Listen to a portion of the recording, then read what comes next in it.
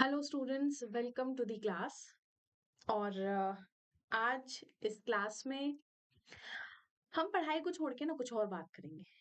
ठीक है, हम बात करेंगे कि किस तरीके से हम अपने एग्जाम की स्ट्रैटेजी बना सकते हैं। किस तरीके से हम ये जो बहुत थोड़ा सा टाइम हमारे पास बचा हुआ है ना, जिसे हम फरवरी का नाम देते हैं, फेब, है ना। फरवरी फट से उड़ी, है ना, एकदम से गायब। राइट, 28 दिन होते हैं, पता ही नहीं चलता ठंड ठंड में कहाँ निकल गए, है ना। हम लोग मजे से रजाई में लेटे हुए हैं, बड़ा कंफर्ट में हैं। कुछ बच्चे पढ़ाई भी कर रहे हैं, मे भी बहुत बच्चे पढ़ाई कर रहे हो, लेकिन फिर भी टाइम बहुत तेजी से भागता है ना। और एग्जाम टाइम में तो सब बहुत जल्दी होता है।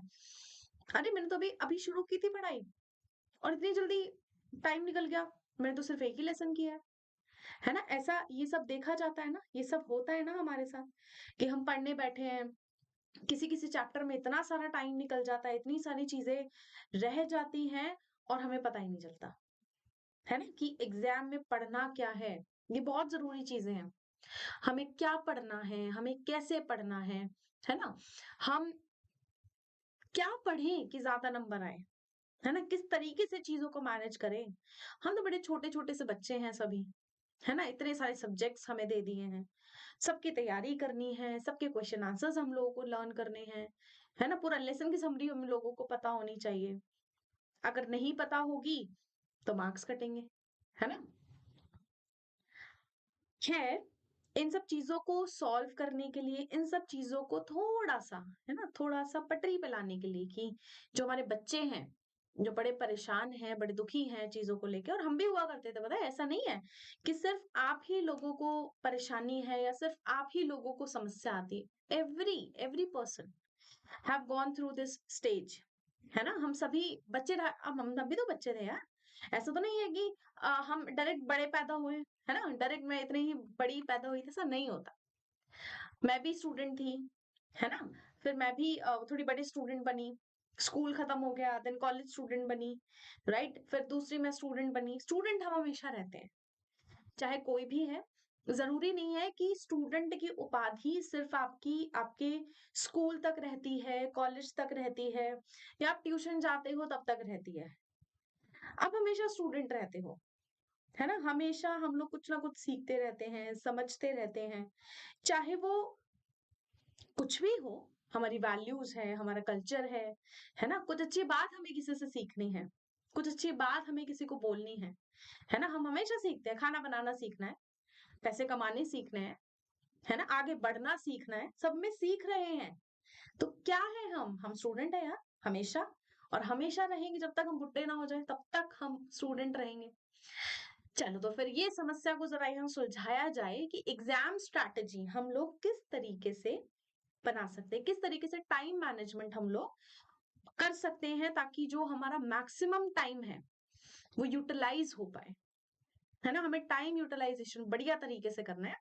चाहे हमारे पास कम ही टाइम है, लेकिन हम उस कम टाइम को कितने बढ़िया तरीके से उसे मैनेज कर सकते हैं, और मतलब मैनेज करके आउटपुट बढ़िया निकाल सकते हैं, वो हमें आज सीखना है। तो चलिए भाई, शुरू करते हैं। आज का हमारा टॉपिक है एग्जाम स्ट्रैटेजी। दिख रहा हो तो अगर सभी को, exam strategy and time management, and this is मी। आप सभी जानते हैं मुझे, दिस इज मी भारती नीमकर। ठीक है, और अब वापस आते हैं हम अपनी एग्जाम स्ट्रैटेजी और टाइम मैनेजमेंट पे। सबसे पहले टाइम मैनेजमेंट फॉर एग्जाम किस तरीके से हम लोगों को करना है ना। एग्जाम जब आते हैं, सबसे बड़ी झंझट ना बच्चों को कहाँ आती है? थ्योरी में। कहाँ आती है? थ्योरी में, है ना। कि थ्योरी कैसे मैनेज की जाए। थ्योरी में क्या क्या आता है? हिंदी प्लस व्याकरण, इसकी ग्रामर आती है। सेकंड क्या आता है? इंग्लिश, इसकी ग्रामर। ठीक है, फिर एसएसटी, इसकी कोई ग्रामर नहीं होती, इसके मैप्स होते हैं। ठीक है, और मैप्स तीनों में आते हैं, हिस्ट्री, पॉलिटिकल साइंस और सिविक्स जिसको हम बोलते हैं, और ज्योग्राफी। ठीक है, ठीक है। तो थ्योरी जो है थ्योरी में सब लर्न करना होता है, ठीक है। थ्योरी में हमारे पास सबसे पहली चीज जो हम सभी को पता होनी चाहिए, जो कि मैं सिर्फ अभी थ्योरी के लिए ही डिस्कस कर रही हूँ, फॉर ऑल क्लासेस, ठीक है, आप जिस भी क्लास में हैं, ये सारी चीजें आप सभी बच्चों पे एप्लीकेबल होती है, ठीक है। तो ध्यान से यहाँ समझना है सभी को कि किस तरीके से हम लोग कुछ अच्छा बेनिफिशियल कर सकते हैं ना, हम ज्यादा से ज्यादा कंटेंट कितने कम टाइम में फटाफट से रिवाइज कर सकते हैं, ये यहाँ पर हम लोगों को सीखना है, ठीक है। अच्छा, हम बात कर रहे हैं किसकी, हिंदी, इंग्लिश और एसएसटी। अब हिंदी और इंग्लिश दोनों प्योर थ्योरी, ठीक है, इसमें कोई प्रैक्टिकल नहीं, कोई कुछ नहीं, कुछ इंटरेस्टिंग नहीं, कहानियां होती हैं बट, ठीक है। बट यहाँ पर एक प्रॉब्लम है, बच्चों को थोड़ी इंग्लिश कम समझ आती है जब हम छोटी क्लासेस में होते हैं या बड़ी क्लासेस में होते हैं, थोड़ा सा यहाँ वेरिएशन आता है बच्चों में भी, किसी की ग्रामर अच्छी होती है भाई, किसी की लिटरेचर अच्छी होती है ना, किसी के ग्रामर में बढ़िया नंबर आते हैं, किसी के लिटरेचर में अच्छे नंबर आते हैं। अब यहाँ पर जो डिवीजन है, अगर 100 मार्क्स का हमारा पेपर होता है तो डिवीजन किस तरीके से है, जो ग्रामर है वो 55 मार्क्स की आती है, जो थ्योरी है वो 45 मार्क्स की आती है। अच्छा, ग्रामर सही हो ये जरूरी नहीं है, और थ्योरी आती नहीं हो ये भी जरूरी नहीं है। तो यहाँ पर हम सभी को थोड़ी सी प्रैक्टिस कर लेनी है किसकी, अनसीन पैसेजेस की, नोट मेकिंग की, है ना। यहाँ पर रिपोर्ट आती है, लेटर राइटिंग आती है, पैराग्राफ राइटिंग आती है, ठीक है। ग्रामर में वर्ब्स आते हैं, एडवर्ब्स आते हैं, टेंसेस आते हैं, है ना, एक्टिव पैसिव आते हैं, ठीक है, नरेशन आती है। ये सभी हम लोगों को क्या करना है, इसकी प्रैक्टिस करनी है, और जितनी ज्यादा प्रैक्टिस आप लोग करोगे उतनी बढ़िया आपकी गलती कम होने के चांसेस यहाँ पर रहेंगे। फिर आता है भाई literature. Literature is the, I think मैं बोलूंगी, easiest part of every subject, ठीक है। ऐसा लगता है अगर आपने इकट्ठा ना किया हो तो दिस इज इजी, अगर आपने बिल्कुल कॉपी सजा के रखी हुई कि भाई मैंने कसम खा ली मैं लर्न ही नहीं करूंगा या करूंगी, तो फिर कुछ नहीं हो सकता हमारा, बट फिर भी कुछ कर सकते हैं। सबसे पहले आइडेंटिफाई करो कि इंपॉर्टेंट लेसन कौन से हैं हमारे पास, ठीक है। इंपॉर्टेंट लेसन की खोज करो, हिंदी, इंग्लिश और एसएसटी में भाई कौन से सबसे ज्यादा जो चैप्टर है वो इंपॉर्टेंट है, और वो मैं पढ़ लूं अगर, तो एटलीस्ट 40-45 नंबर तो आ ही जाए, फेल की कगार पे मैं नहीं रहूं या कंपार्टमेंट आ जाए, ऐसा बिल्कुल नहीं होना चाहिए, ठीक है। तो 45 नंबर एटलीस्ट आ जाए, ऐसा कुछ पकड़ लो। मैथ्स अपने पक्के रखो, ग्रामर अपनी पक्की रखो, व्याकरण अपनी पक्की रखो, तो ये आपको बहुत हेल्प करेगा, है ना, आपको मार्क्स स्कोर करने में। सबसे बड़ी बात, स्पेलिंग गलत नहीं करनी है। छोटे बच्चे क्या करते हैं, स्पेलिंग बड़ी गलत करते हैं, मात्रा इधर की उधर, एक नंबर पूरा कट गया, आधा नंबर मिला, ठीक है, ये नहीं करना। स्पेलिंग्स आपकी हिंदी इंग्लिश दोनों में ही सही होनी चाहिए। हर चीज आपकी डिपेंड करती है प्रैक्टिस, आप कितना प्रैक्टिस करते हैं। हमें हर सब्जेक्ट के साथ बच्चों रेगुलर रहना है ना। एक टाइम बना लो कि मैं इतने दिन ये वाला सब्जेक्ट पढ़ूंगा, इतने दिन ये वाला सब्जेक्ट पढ़ूंगा, तो मेरा सारा कवर हो जाएगा, और संडे में टेस्ट दूंगा या दूंगी, है ना। अगर हम लोग टेस्ट दे देते हैं तो हमें पता चल जाता है एटलीस्ट कि हम लोग कर क्या रहे हैं, मैंने मेरा आउटपुट कितना है, मैं जो पढ़ रहा हूँ या पढ़ रही हूँ एटलीस्ट वो सही है या नहीं, है ना। और किस तरीके से उसको हैंडल करना है, करेक्शन करनी बहुत जरूरी है, करेक्शन नहीं करोगे सब गड़बड़, ठीक है। तो करेक्शन करनी है, ध्यान से पढ़ना है, रिविजन करनी है, तभी आपका काम अच्छा हो पाएगा, ठीक है। अच्छा, ये रहा हमारा हिंदी इंग्लिश और एसएसटी का। इंपॉर्टेंट लेसन आइडेंटिफाई करो, ज्यादा से ज्यादा जितना हो सके, है ना। पढ़ने सारे हैं, छोड़ना कुछ नहीं है। मैं ये नहीं कह रही कि आपको इंपॉर्टेंट लेसन आइडेंटिफाई करके बाकी सारा छोड़ दो, बिल्कुल नहीं। पहले इंपॉर्टेंट लेसन आइडेंटिफाई करने हैं, उसके बाद जो रह गए हैं, है ना, उनको भी पढ़ लेना है, इतना कि अंडरस्टैंडिंग मेंटेन हो जाए, अगर एग्जाम में क्वेश्चन आए तो मैं उसका आंसर लिख सकूं, ठीक है। अब बात करते हैं मैथ साइंस की। मैथ साइंस जिसको लोग अपना जीवन मरण समझ लेते हैं, है ना, मतलब मैथ्स में नंबर नहीं आए या साइंस में नंबर नहीं आया तो मतलब बच्चा बुद्धू है, ऐसा नहीं होता। मुझे तो नहीं लगता ऐसा ऐसा होता है कि मैथ साइंस में नंबर नहीं आए मैं तो बच्चा बुद्धू है। इट्स अबाउट इंटरेस्ट, है ना। जिसमें इंटरेस्ट नहीं होता ऑब्वियसली उसमें मार्क्स कम आते हैं, जिसमें इंटरेस्ट ज्यादा होता है उसमें चाहे वो हिंदी ही क्यों ना हो उसमें मार्क्स आपके बढ़िया आएंगे, है ना। क्यों बच्चों के मार्क्स ड्राइंग में ज्यादा आते हैं, जीके में ज्यादा आते हैं, इंटरेस्ट, कंप्यूटर में ज्यादा आते हैं, मैथ साइंस इस सब्जेक्ट में टेक्निकल सब्जेक्ट, मतलब इतने बेचारे छोटे छोटे बच्चों का इतना छोटा सा दिमाग होता है, उसमें मैथ्स घुसा रहे हो, साइंस घुसा रहे हो। It is not possible to take all the knowledge, कि हम सभी एकदम ज्ञानी बन जाए। पर फिर भी ये हमारा सिस्टम ही ऐसा, हमें पढ़ना पड़ेगा, है ना। अच्छा, तो यहाँ पर मैथ्स के लिए आपको रोज 1 से 2 घंटा, 1 से 2 घंटा आपको क्या करनी है, प्रैक्टिस करनी है। रोज एक चैप्टर, रोज एक चैप्टर निकाल लो 2 घंटे में, मतलब मजा ही आ जाएगा, आई स्वेयर। कई नंबर नहीं कटने। और टफ से टफ क्वेश्चन निकालो। एक क्वेश्चन है, एक क्वेश्चन में 6 पार्ट है, उसके 2 पार्ट करो। दूसरा क्वेश्चन में 3 पार्ट है, 1 पार्ट करो। 4 पार्ट है, 2 पार्ट करो। आता है तो एक ही करो, नहीं तो 2 करो। ऐसे ऐसे करोगे, जरूरी नहीं है आपको पूरे क्वेश्चन को छान मारना है भाई, कि मैंने पूरी बुक चाट डाली, नहीं नहीं नहीं। It is about the clearance of your concept. आप कितने अच्छे कंसेप्ट क्लियर करते हो अकॉर्डिंग टू जो भी टॉपिक आने वाला है, तो तभी तो आप क्वेश्चन सॉल्व कर पाओगे। हर ट्रिक्स पता होनी चाहिए, फॉर्मूलेज याद होने चाहिए। फॉर्मूले याद नहीं करोगे तो काम नहीं चल पाएगा अलजबरा में, है ना। और 9th में ट्रिगो के जो है, 10th में ट्रिगो के हैं, coordinate geometry, algebraic expression again, ये सब कहाँ है, इनके फॉर्मूलेस पढ़ने हैं, फॉर्मूले टिप्स पर होने चाहिए आपके, है ना। क्वाड्रेटिक इक्वेशन, ये सभी चीजें, ग्राफ पक्का होना चाहिए। मतलब ग्राफ तो ऐसा फ्री के नंबर आपको दे देना, इस मैं बता नहीं सकती। मतलब सबसे मजेदार पार्ट इज क्या, ग्राफ। सभी क्लास के बच्चे ग्राफ जरूर जरूर करें, ठीक है। ग्राफ में आपको फ्री के नंबर मिलते हैं। बड़ी साफ सुथरी प्रेजेंटेशन करनी है सभी को, कुछ भी इधर टेढ़ा मेढ़ा नहीं करना है ना। पेंसिल एकदम शार्प होनी चाहिए, स्केल एकदम बराबर होना चाहिए, टेढ़ी मेढ़ी लाइन नहीं जानी चाहिए, ठीक है। फिर सब कुछ हो गया, सब हमने देख लिया कैसे पढ़ना है, क्या करना है ना, किस सब्जेक्ट को किस तरीके से। अच्छा, साइंस रह गया भाई, साइंस रह गया। साइंस में भी आप जो बायो के लेसन है ना, जो पेड़ पौधे वाले लेसन, जिसको अगर छोटे बच्चे बायो नहीं समझते, आई थिंक समझते हो आप लोग, बायोलॉजी फिजिक्स एंड केमिस्ट्री, आपके 3 पार्ट में साइंस डिवाइड होती है ना। तो वो आपको आइडेंटिफाई करना है, उसमें भी इंपॉर्टेंट लेसन कौन सा, अगर आपने बहुत ज्यादा पढ़ाई नहीं की तो। अदरवाइज आपके साइंस की मैम आपको बढ़िया पढ़ा रही है ना। तो साइंस की भी आइडेंटिफाई करिए चैप्टर्स। केमिकल रिएक्शंस, जो केमिकल इक्वेशन है याद करो, सबसे बढ़िया नंबर मिलते हैं उससे। अगर कुछ लिखो मत, केमिकल इक्वेशन लिख के आ रहो, बढ़िया नंबर आ जाता है। एक्सप्लेन कर दो उसी को, यही होता है जी इसमें। टीचर खुश, मजे आ गए, नंबर, है ना। ठीक है। अच्छा, अब ये हो गया। ऐसे ही हर चीज की प्रैक्टिस करो, डायग्राम है प्रैक्टिस करो, बायो के, फिजिक्स के लॉज याद कर लो, है ना। यही सब चीजें तो भाई पढ़नी होती है, ठीक है। अब आपने सब पढ़ लिया, अब आपने जो पढ़ा, ठीक है, पढ़ने के बाद अब अपने आप को टेस्ट करो। कैसे टेस्ट करोगे भाई, मैं आपको इतने टेस्ट बना बना के भेजती हूँ।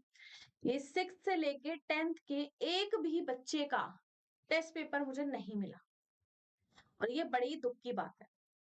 मतलब हम इस स्टेज पर हैं कि हमारे एग्जाम सर पर हैं, but we are not even willing to write even a single question, कि चल मैं यार एक क्वेश्चन लिख ही देता हूँ, क्या पता सही हो या गलत हो।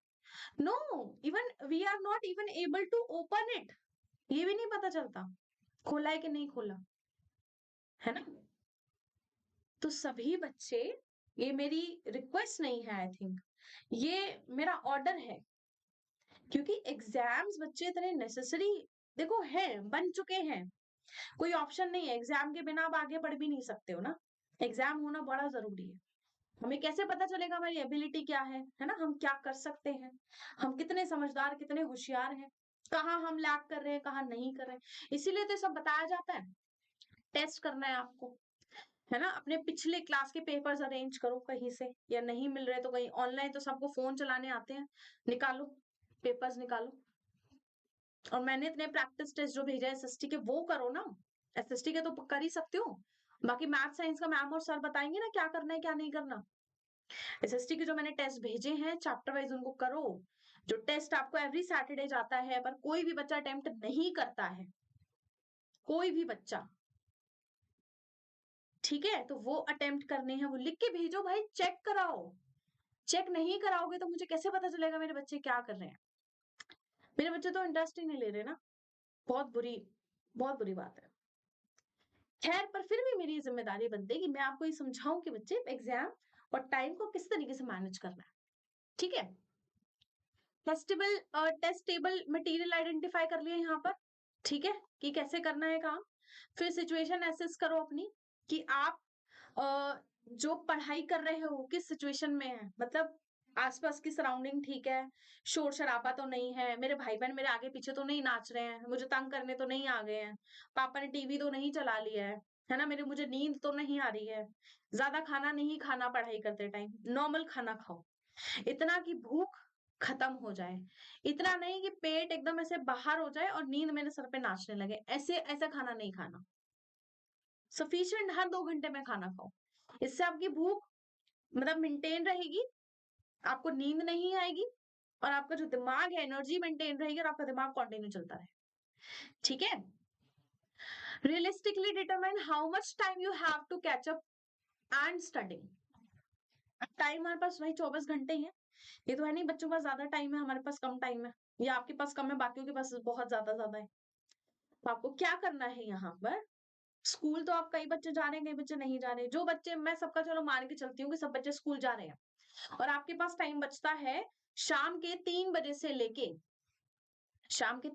लेके रात के 11 बजे तक, इतना टाइम तो है। कितना हो गया ये, 3 से 4, 4 से 5, 5 से 6, 6 से 7, 7 से 8, 8 से 9, 9 से 10, 10 से 11। ठीक है, तो 1 2 3 4 5 6 7 8, 8 घंटे बचे भाई स्कूल से आने के बाद। अब इन 8 घंटों को डिवाइड कर लो कि मुझे 1 घंटा टीवी देखना है, ठीक है, 1 घंटा दोस्तों के साथ घूमने जाना है, ठीक है, स्ट्रॉलिंग, घूमना फिरना, स्ट्रॉलिंग बोलते हैं, ठीक है, 1 घंटा मेरे को फोन चलाना है, ठीक है, 1 घंटा मुझे सोना भी है, स्लीपिंग टाइम, रेस्ट भी हो गया, कितने निकल गए, 4 घंटे निकल गए, 4 घंटे बचे। दैट मीन्स आपके जो प्रोडक्टिव एक्चुअली आवर्स है वो कितने हैं, 4 घंटे। तो 4 घंटे डिवाइड करो कि मुझे अब 1 घंटा थ्योरी पढ़नी है, 1 घंटा प्रैक्टिकल करना है, फिर इंग्लिश पढ़नी है, फिर हिंदी की ग्रामर करनी है, फिर अगले दिन उल्टा कर दो,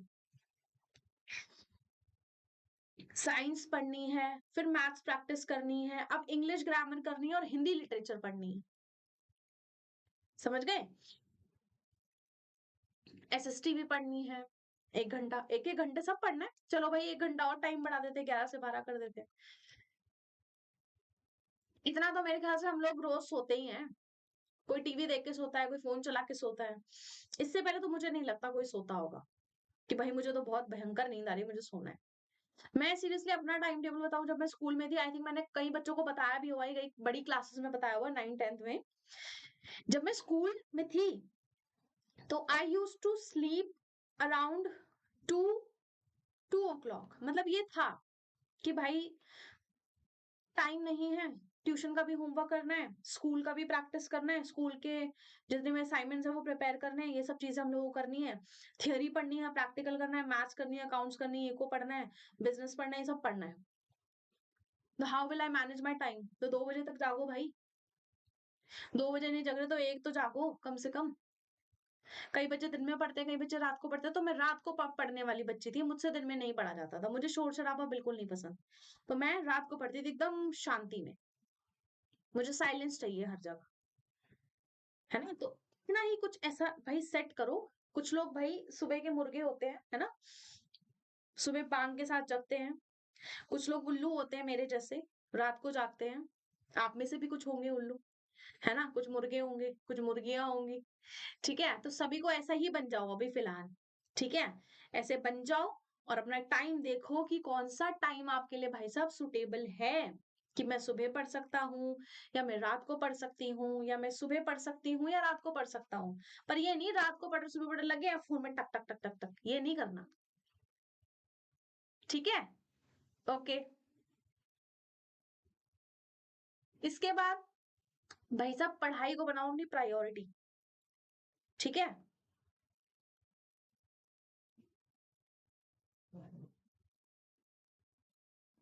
पहली प्राथमिकता है आपकी कि आपको पढ़ना ही पढ़ना है। फिलहाल 1 महीने के लिए कुछ तो छोड़ दो, कि चल यार खेलने नहीं जाते, कोई बात नहीं, एग्जाम है मेरे। थोड़ा सा रहम खाओ अपने ऊपर कि मुझे पढ़ना है ना? पढ़ोगे नहीं तो कैसे काम चलेगा? ठीक है, तो प्रायोरिटी सेट करो अपनी कि मुझे ये सब्जेक्ट पहले करना, और जो हो गया भाई साहब बहुत ही बढ़िया बात, जो हो गया रिवाइज करो, टेस्ट पेपर दो, पता चलेगा ना मुझे कितना आता है कितना नहीं आता। जो नहीं आता उसे रिवाइज करो, फिर लिखो, फिर देखो क्या मजे आते हैं। देन प्रायोरिटाइज करो among and with in course कि क्या सबसे ज्यादा टॉपिक इंपॉर्टेंट है। अब हम लोग आपको पढ़ाते समय बताते भी ना ये टॉपिक इंपॉर्टेंट है, ये टॉपिक इंपॉर्टेंट नहीं है, ये चैप्टर इंपॉर्टेंट है, बताते हैं नहीं बताते? वैसे ही आपको भी मार्क करना होता है। तभी कहा जाता था ना आपसे ऑनलाइन कि बुक लेके बैठना है, मार्क करना है मैं क्या पढ़ा रही हूँ, क्या जरूरी है ये भी मार्क करना है ना? इसीलिए मेरे ख्याल से बुक के लिए कहा जाता था। पर एक बच्चा था, नाम याद नहीं आ रहा मुझे उसका, क्लास 6 में, नैतिक, यस, याद आ गया। चलो बस अब आगे कुछ नहीं कहूंगी मैं, नाम ही याद आया, बाद में भूल गई। बहुत सारे बच्चे थे वैसे जो बुक लेके नहीं बैठते थे। If you need to take shortcuts, be strategic. Shortcut वैसे नहीं लेना है, शॉर्टकट हमारी लाइन में है ही नहीं, ठीक है? मैथ्स पढ़ो, प्रैक्टिस करो मैथ्स की, ठीक है? प्रॉपर ग्राफ्स आने चाहिए, फॉर्मूलाज आने चाहिए, थियोरी प्रॉपर रिवाइज होनी चाहिए, ठीक है? कोई भी प्रॉब्लम नहीं रह जाए, ऐसा नहीं करना है हम लोगों को। कोई प्रॉब्लम रहती है तो इमीडिएट कॉल मी। मैंने क्लास 10th के बच्चों को हमेशा बोला हुआ है, if you have any doubt, if you have any query, आप मुझे बात कर सकते हो भाई, मैं क्यों हूं। बात नहीं करनी ग्रुप पे मैसेज करो। और अगर कुछ सामान चाहिए, कुछ नीड है, रिक्वायरमेंट है, अपना क्लास लिखो, अपना नाम लिखो, अपना मीडियम लिखो, ताकि मैं उस चीज में, उस माध्यम में आपको कुछ नोट्स अवेलेबल करा पाऊं, ठीक है? रीजनेबल शेड्यूल सेट करो अपना कि हाँ भाई इतने टाइम तो मैं पढ़ ही सकता हूँ या पढ़ ही सकती हूँ, कि मुझे इतने टाइम बैठना है, मैं हिलूंगा नहीं यहाँ से, बस मैंने पढ़ना है तो पढ़ना है, उसके बाद में फिर कुछ भी करो, ठीक है? तो यहाँ पर ये था कि कुछ आपको एग्जाम किस तरीके से, अपने सब्जेक्ट की प्रिपरेशन किस तरीके से करनी है, ठीक है? किस तरीके से कैटेगराइज करना है, कौन सा लेसन इंपॉर्टेंट है, कौन सा लीस्ट इंपॉर्टेंट है, पर इंपॉर्टेंट तो है, छोड़ना कुछ नहीं है। फॉर्मुलेज लर्न करने हैं, ग्राफ्स आपको आने चाहिए, मैप प्रैक्टिस आपकी होनी चाहिए, ग्रामर आपकी बढ़िया होनी चाहिए, कुछ पेट पैराग्राफ्स आते हैं, कुछ पेट लेटर राइटिंग आती है, हिंदी इंग्लिश दोनों में, वो पढ़ना लो। ये आएगा तो क्या कंटेंट मुझे लिखना है ना? कंटेंट पता होगा तो भाई फटाफट लिख दोगे, फॉर्मेट आनी चाहिए, ठीक है? तो यहाँ पर ये हमारी जो थोड़ी सी कुछ एग्जाम स्ट्रैटेजी और टाइम मैनेजमेंट था, ये मैंने आपको बताया, ठीक है? अपने प्रोडक्टिव आवर्स काउंट करो कि आप स्कूल में, देखो मैंने बताया 3 से 11 फ्री होते हो, बड़े बच्चे हैं तो अपना टाइम एक्सटेंड कर लो, 3 से 12 कर लो भाई, 9 घंटे हो जाएंगे। छोटे बच्चे तो ज्यादा नहीं पढ़ पाते, पर एटलीस्ट 3 घंटे आप सबको पढ़ना है, एटलीस्ट 3 घंटे तो मैं बोल ही रही हूँ। बाकी आपकी खुशी है, 4 घंटे पढ़ो, 6 घंटे पढ़ो, और भी बढ़िया है, ठीक है? तो चलिए आज के लिए इतना ही। बहुत बहुत बेस्ट विशेस आप सभी को, ठीक है? बहुत सारी शुभकामनाएं आप सभी को कि अच्छा पढ़ें, अच्छा करें, और अच्छे से प्रैक्टिस करें। कोई भी डाउट आता है, प्रॉब्लम आती है, मुझसे जरूर जरूर पूछें, है ना?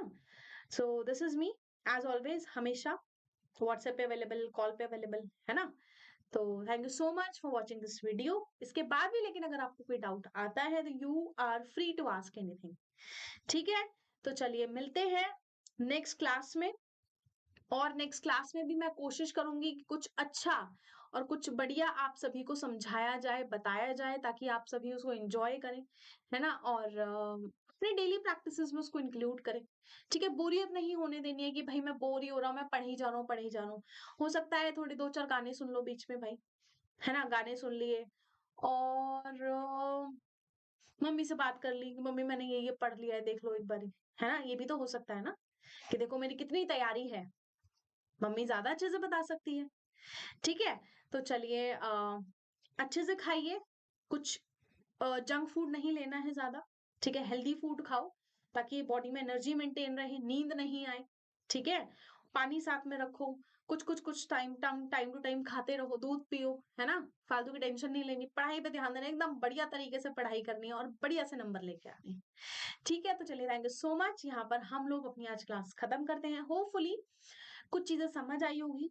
कोशिश करूंगी कुछ और शेयर करूं, कुछ अच्छा शेयर करूं। और हाँ, एक एक मुझे याद आ रहा है एक श्लोक, श्लोक नहीं बोलेंगे आई थिंक इसको, साखी या फिर दोहा, दोहा राइट, दोहा बोल सकते हैं। आपने भी सुना होगा, बड़ा ही फेमस है। और हम लोग इसको यूज करते हैं for in case of practice, कि करत करत अभ्यास ते जड़मति होत सुजान, रसरी आवत जात ते सिल पर पड़त निशान। कि इतनी मेहनत करो, जब हम मेहनत करते हैं तो क्या होता है, अगर जो रस्सी जिसे हम खींच रहे हैं, जिससे हम खींच के कुएं से पानी निकाल रहे हैं, तो उस रस्सी ने वहां पर कुएं के सिल पर निशान बना दिया। तो क्या आप मेहनत करके कुछ अचीव नहीं कर सकते? बिल्कुल कर सकते हैं, है ना? और ये बहुत आसान है। बस थोड़ा सा स्मार्ट रहो, है ना? थोड़े से एक्टिव रहो। अच्छे से करोगे तो बहुत अच्छा हो पाएगा, बहुत अच्छे से करोगे तो बहुत ही अच्छा हो पाएगा। तो जस्ट यहाँ पे रिक्वायरमेंट किसकी? थोड़ी सी मेहनत की, थोड़ी सी अटेंटिवनेस की, है ना? थोड़े से एफर्ट्स डालो, एक बढ़िया सा रिजल्ट बाहर आएगा। और वही हमें चाहिए, है ना? हम क्यों पढ़ाई कर रहे हैं? इसीलिए भाई, मार्क्स अच्छे आ जाएंगे, मम्मी पापा को दिखाइए, मम्मी देखो आप बोलते थे ना मैं पढ़ता नहीं हूँ, मैं पढ़ता हूँ, है ना? और बस वो नंबर दिखाइए और बस घर वालों को खुश रखिए। फिर नई क्लास में जाइए, नई नई किताबें, नए नए दोस्त, नई नई डेस्क, नए नए टीचर्स, है ना? तो चलिए मिलते हैं अगली क्लास में, कुछ अच्छा डिस्कस करेंगे, कुछ अच्छी बातें करेंगे, और कोशिश करूंगी कि ऐसी चीजें अभी हम लोग डिस्कस करते रहें ताकि आपको वैसे मोटिवेशन मिलता है ना? चलिए thank you so much and bye bye.